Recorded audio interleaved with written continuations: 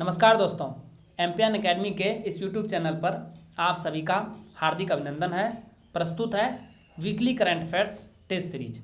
दोस्तों, इस वीडियो में हम लोग 8 से लेकर 15 अक्टूबर 2021 तक के समसामयिक घटनाक्रम पर आधारित 30 महत्वपूर्ण मल्टीपल चॉइस क्वेश्चंस को हिंदी और इंग्लिश दोनों भाषाओं में व्याख्या के साथ हल करेंगे।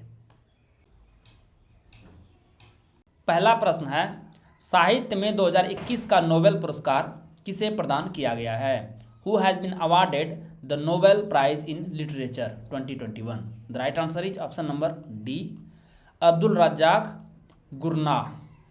गुरनाह को यह पुरस्कार उपनिवेशवाद के प्रभावों और संस्कृतियों एवं महाद्वीपों के बीच की खाई में शरणार्थी के भाग्य हेतु अडिग और करुणामय पैठ के लिए प्रदान किया गया है। इनका जन्म स्थल है जांजीबार, पूर्वी अफ्रीका का हिस्सा है ये, जिसे स्वाहिली तट के रूप में जाना जाता है। वर्तमान सोमालिया से हिंद महासागर के पश्चिमी तट पर मोजाम्बिक तक यह द्वीप फैला हुआ है। जांजीबार में क्रांति होने के बाद 1960 के दशक के अंत में इन्हें ब्रिटेन भागने के लिए मजबूर होना पड़ा और इन्होंने ब्रिटेन निर्वासन के दौरान 21 वर्ष की आयु से लिखना शुरू किया।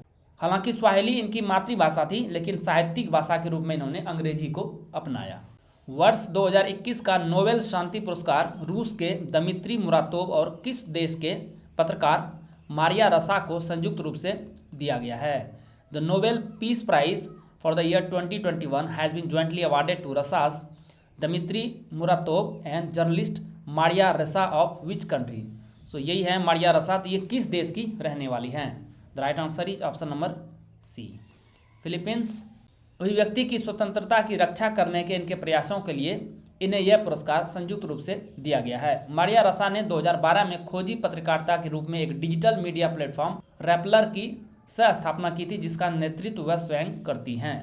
रैपलर ने राष्ट्रपति रोड्रिगो दुत्रेतो के शासन के विवादास्पद और जानलेवा ड्रग विरोधी अभियान पर आलोचनात्मक दृष्टि से ध्यान केंद्रित किया है, जबकि दमित्री मुरातोव, जो कि रूस के रहने वाले हैं, दशकों से रूस में चुनौतीपूर्ण परिस्थितियों में अभिव्यक्ति की स्वतंत्रता का बचाव किया है। 1993 में इन्होंने अपने 50 साथियों के साथ स्वतंत्र रूसी समाचार पत्र नोवाया गजेटा का प्रकाशन शुरू किया है। अर्थशास्त्र के क्षेत्र में 2021 का नोबेल पुरस्कार किसे प्रदान किया गया है? Who has been awarded the 2021 Nobel prize in economics? The right answer is option number B, David Card, Joshua D Angrist और गुइडो डब्ल्यू इम्ब्रेस। तो इन्हीं को ये मिला है नोबेल प्राइज़ इकोनॉमिक्स का 2021 में। नोबेल पुरस्कार का आधा हिस्सा कनाडा में जन्मे डेविड कार्ड को दिया गया है और दूसरा आधा हिस्सा इजराइल अमेरिकी जोशुआ डी एंग्रिस्ट तथा डच अमेरिकी गुइडो डब्ल्यू इम्ब्रेस को संयुक्त रूप से दिया गया है। डेविड कार्ड को श्रम अर्थशास्त्र में इनके अनुभवजन्य योगदान के लिए सम्मानित किया गया है, जबकि जोशुआ डी एंग्रिस्ट और गुइडो डब्ल्यू इम्ब्रेस को आकस्मिक संबंधों के विश्लेषण में उनके पद्धतिगत योगदान के लिए पुरस्कृत किया गया है। High ambition coalition for nature and people HAC में शामिल होने वाला पहला ब्रिक्स देश कौन बन गया है? Which has become the first BRICS country to join the high ambition coalition for nature and people HAC? The right answer is option number B, अपना प्यारा देश भारत। HAC एक अंतर सरकारी समूह है जो प्रकृति और लोगों के लिए एक वैश्विक समझौते का समर्थन करता है, जो कि प्रजातियों के तीव्र क्षरण को रोक सकता है और महत्वपूर्ण पारिस्थितिकी तंत्र की रक्षा कर सकता है। इसे वर्ष 2019 में कोस्टा रिका, फ्रांस और ब्रिटेन द्वारा लॉन्च किया गया था। केंद्र सरकार ने हाल ही में गुड समैरिटन स्कीम की शुरुआत की है। इसका संबंध किस क्षेत्र से है? The union government has recently started the good Samaritan scheme. It is associated with which field? The right answer is option number ए, सड़क दुर्घटना, रोड एक्सीडेंट। इसके तहत जो कोई भी सड़क दुर्घटना के शिकार व्यक्ति को गोल्डन आवर किसे कहा जाता है? दुर्घटना के बाद की 1 घंटे की क्रूशल अवधि के भीतर अस्पताल ले जाकर उसकी जान बचाएगा, उसे सरकार द्वारा 5,000 रुपये का नगद इनाम दिया जाएगा। इस संबंध में जारी दिशा निर्देशों के अनुसार एक व्यक्ति को 1 वर्ष में अधिकतम 5 बार पुरस्कार दिया जा सकता है। इसमें प्रति वर्ष 10 राष्ट्रीय स्तर के पुरस्कार भी होंगे।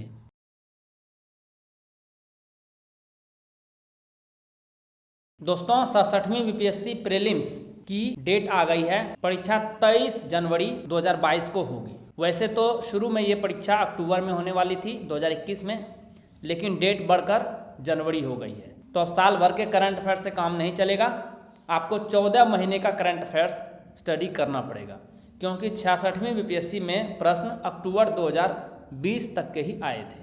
तो नवंबर 2020 से लेकर के दिसंबर 2021 तक के इन 14 महीनों के करंट अफेयर्स को आप मात्र 17.5 घंटे में रिवाइज कर सकते हैं। It takes hardly 17.5 hours to complete 14 months of current affairs. कैसे ऐसे करेंगे?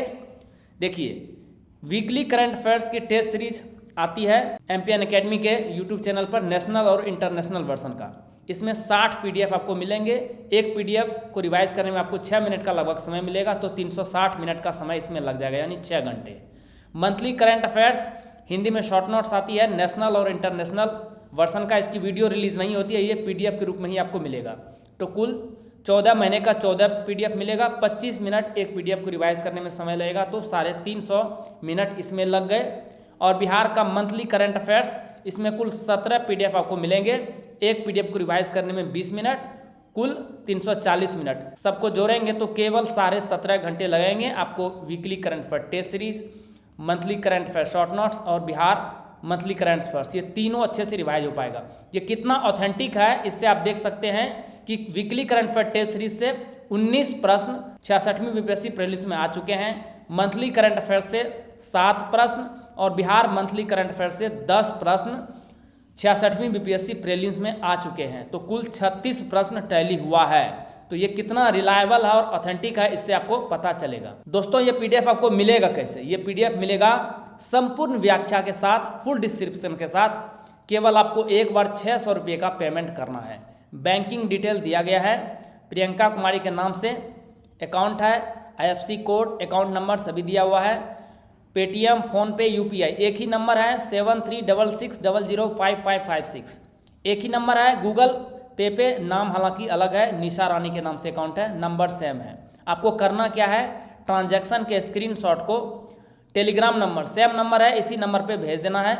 आपको pad group MPN academy premium में ऐड कर दिया जाएगा टेलीग्राम पर, और वहीं पर आपको पीडीएफ मिलना शुरू हो जाएगा। कई बार टेलीग्राम पे नंबर सर्च करने में मुश्किल होती है, मिलता नहीं है, तो 91 आप शुरू में लगाएंगे इस नंबर के पहले, तो आपको ये नंबर दिख जाएगा। फिर भी यदि परेशानी होती है तो व्हाट्सएप पे सेम नंबर से अकाउंट है, वहाँ भी संपर्क कर सकते हैं, स्क्रीनशॉट वहाँ भी शेयर कर सकते हैं।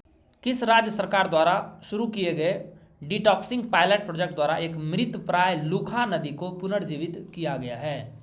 Dying Lukha river been revived by the detoxing pilot project launch by which state government? The right answer is option number C, Meghalaya.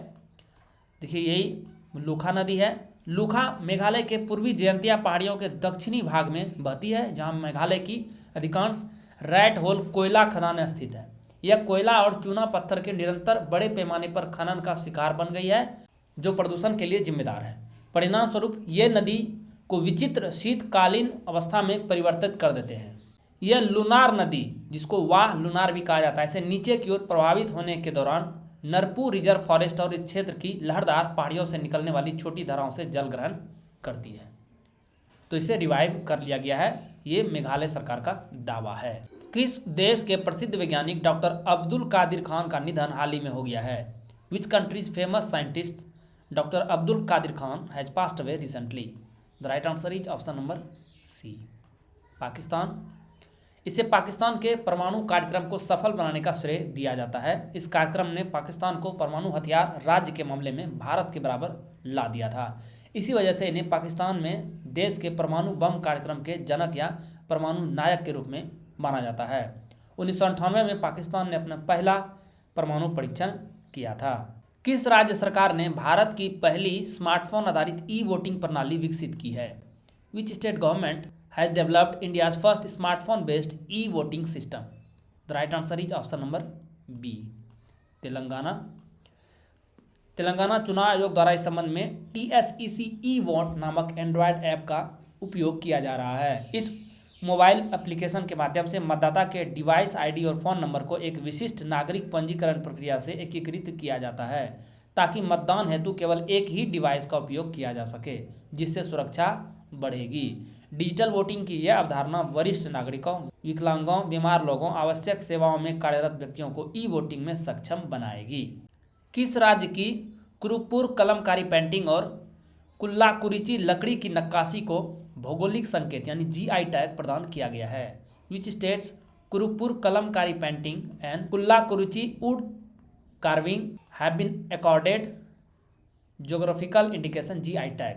The right answer is option number D, Tamil Nadu. तो ये है कुरुपुर कलमकारी पेंटिंग और ये है कुल्लाकुरिची लकड़ी की नक्काशी। कलमकारी पेंटिंग शुद्ध सूती कपड़े पर की जाती है जो मुख्य रूप से मंदिरों की छतरी के कवर, बेलनाकार हैंगिंग और रथ कवर के लिए उपयोग होती है, जबकि कुल्लाकुरिची लकड़ी की नक्काशी का एक अनूठा रूप है जिसमें शिल्पकारों द्वारा पारंपरिक शैलियों के अलंकरण और डिजाइनों का प्रयोग किया जाता है। किस राज्य में कन्याकुमारी जिले की पहाड़ियों में उगाए जाने वाले अनोखे लौंग के मसाले को कन्याकुमारी लौंग के रूप में भौगोलिक संकेत यानी जीआई टैग प्रदान किया गया है?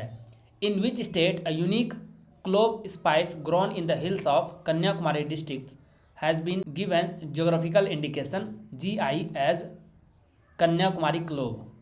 The right answer is option number C, ये भी तमिलनाडु। इस लौंग में वोलेटाइल ऑयल कंटेंट की मात्रा काफ़ी अधिक होती है और इसकी विशेष सुगंध के चलते इसे यह दर्जा दिया गया है। भारत में लौंग का कुल उत्पादन 1100 मीट्रिक टन है और इसमें से 1000 मीट्रिक टन हर साल अकेले तमिलनाडु में पैदा होता है, जबकि 750 मीट्रिक टन लौंग का उत्पादन अकेले कन्याकुमारी जिले में, जो कि पूरे भारत में कुल उत्पादित लौंग में कन्याकुमारी लौंग का हिस्सा लगभग 65% हो जाता है। दुनिया की पहली सेल्फ ड्राइविंग ट्रेन किस शहर में लॉन्च किया गया है? The world's first self driving train has been launched in which city? The right answer is option number C, Hamburg. देखिए यही है वो ट्रेन। जर्मनी ने हाल ही में हैम्बर्ग शहर में दुनिया की पहली स्वचालित यानी चालक रहित ट्रेन का अनावरण किया है, जो कि पारंपरिक ट्रेनों की तुलना में समय की अधिक पाबंद और ऊर्जा कुशल बताई जा रही है। ऐसी 4 ट्रेनें शहर के उत्तरी हिस्से के एस-बान रैपिड शहरी रेल नेटवर्क में शामिल होंगी और मौजूदा रेल बुनियादी अवसंरचना का उपयोग करते हुए दिसंबर माह से संचालन शुरू करेंगी। महारत्न कंपनियों की प्रतिष्ठित श्रेणी में प्रवेश करने वाली देश की 11वीं राज्य स्वामित्व वाली इकाई कौन बन गई है? Which has become the 11th public sector enterprise in the country to enter the prestigious category of Maharatna companies? The right answer is option number D, power finance corporation limited.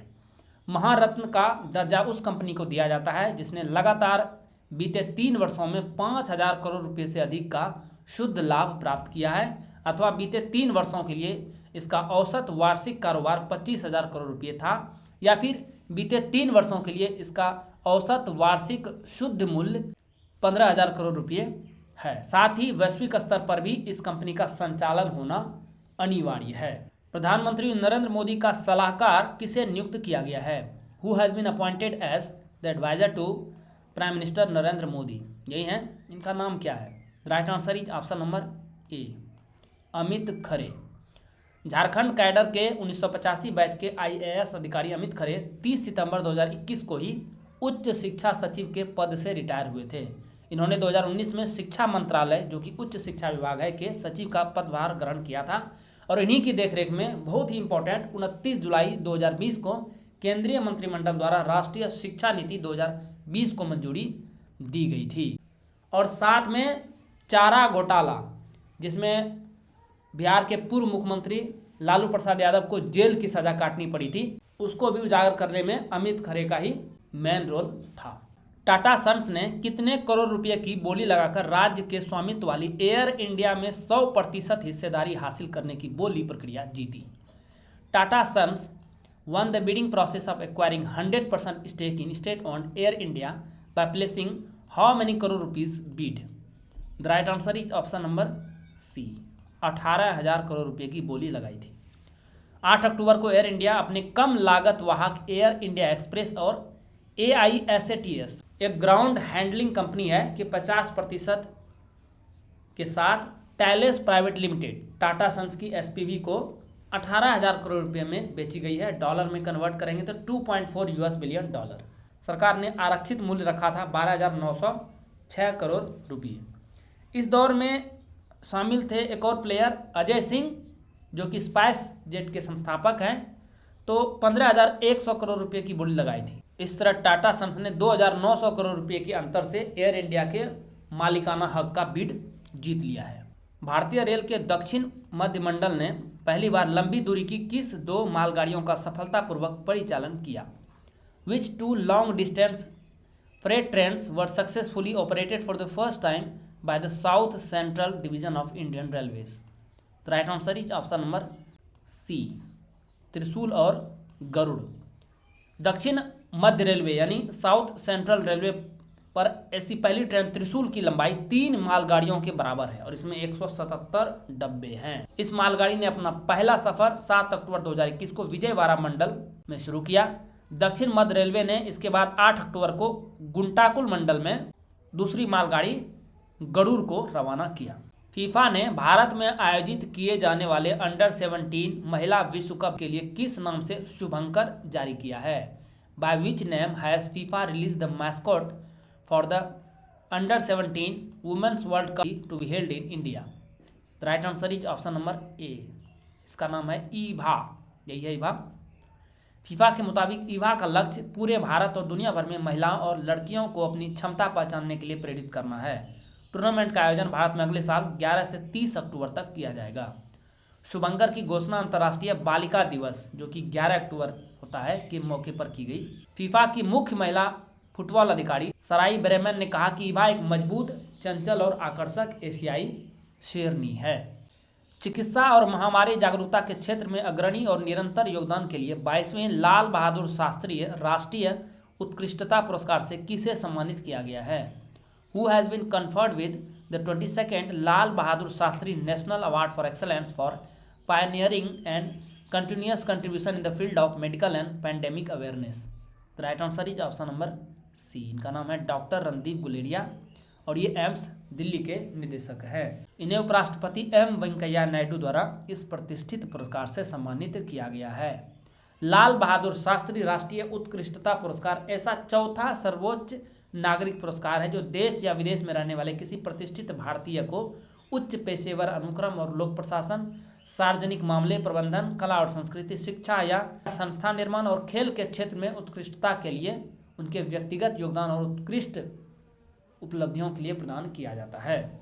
महिलाओं के मेडिकल गर्भपात के लिए गर्भ की समय सीमा को 20 सप्ताह से बढ़ाकर कितने सप्ताह कर दी गई है? The gestation period for medical abortion of woman has been increase from 20 weeks to how many weeks? The right answer is option number B, 24 सप्ताह कर दिया गया है। केंद्र सरकार ने 12 अक्टूबर 2021 को गर्भपात संबंधी नए नियम जारी किए हैं। पुराने नियमों के अंतर्गत 12 सप्ताह यानी 3 महीने तक के भ्रूण का गर्भपात कराने के लिए एक डॉक्टर की सलाह की जरूरत होती थी और 12 से 20 सप्ताह यानी 3 से 5 महीने के गर्भ के मेडिकल समापन के लिए 2 डॉक्टरों की सलाह की जरूरत होती थी।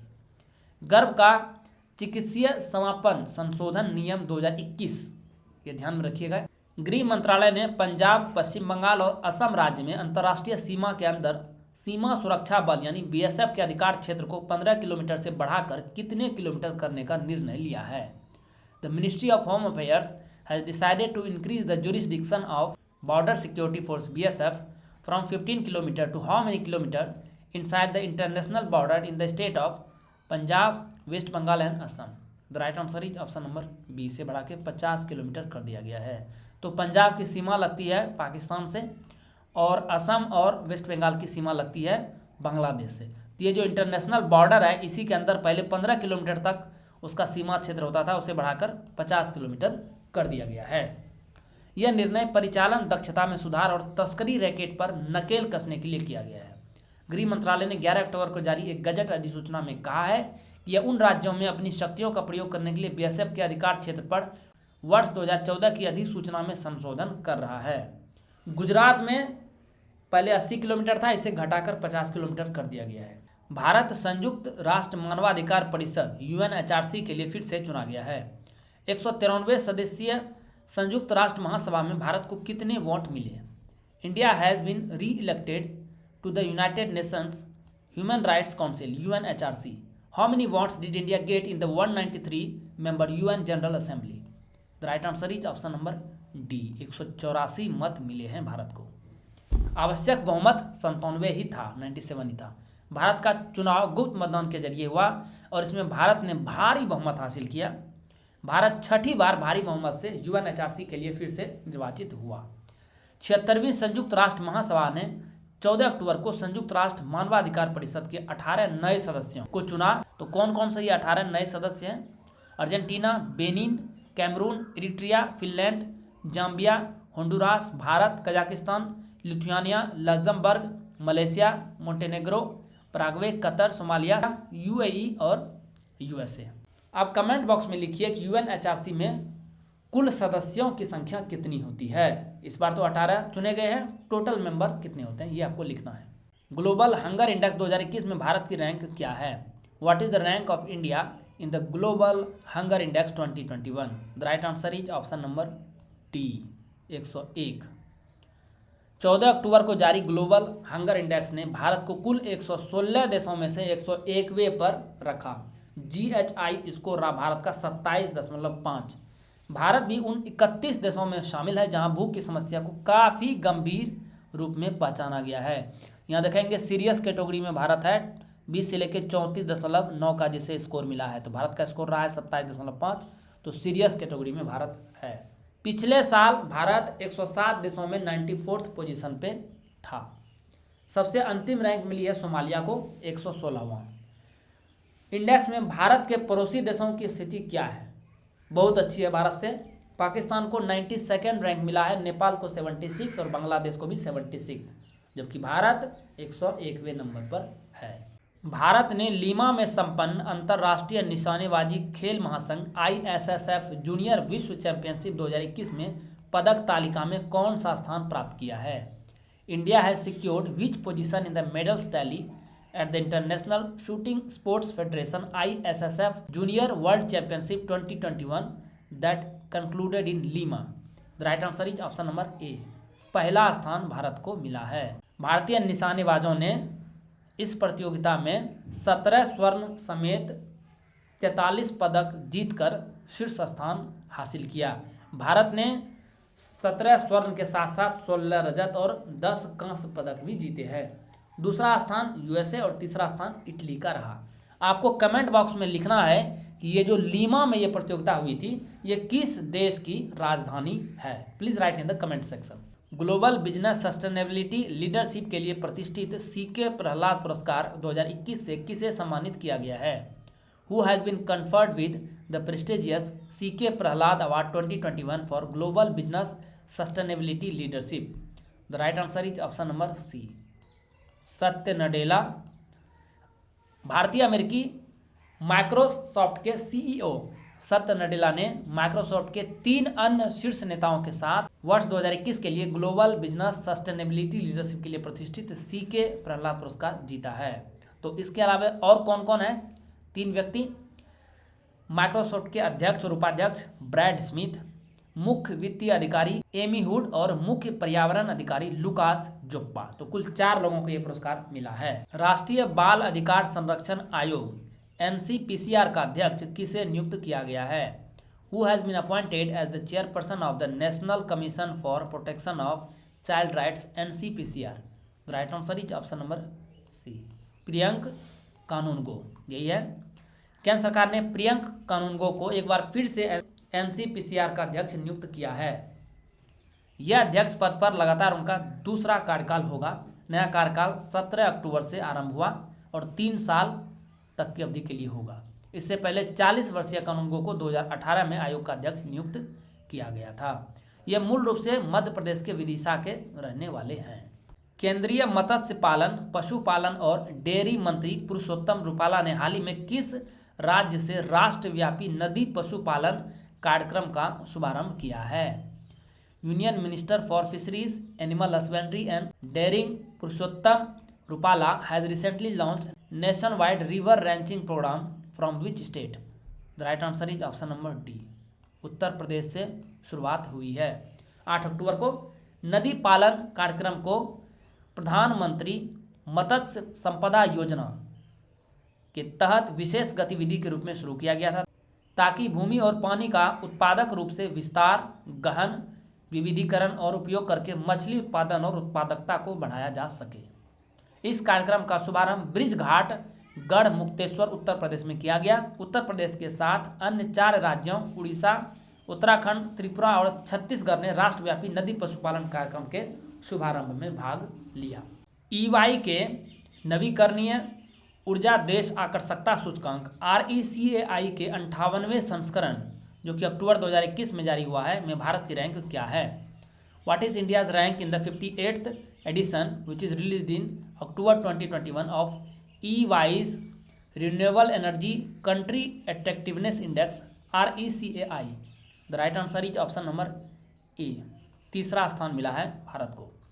EY ने 13 अक्टूबर को एक बयान में कहा कि भारत कंपनी के 58वें नवीकरणीय ऊर्जा संस्करण में देश के आकर्षक होने से जुड़े सूचकांक में तीसरे स्थान पर कायम है।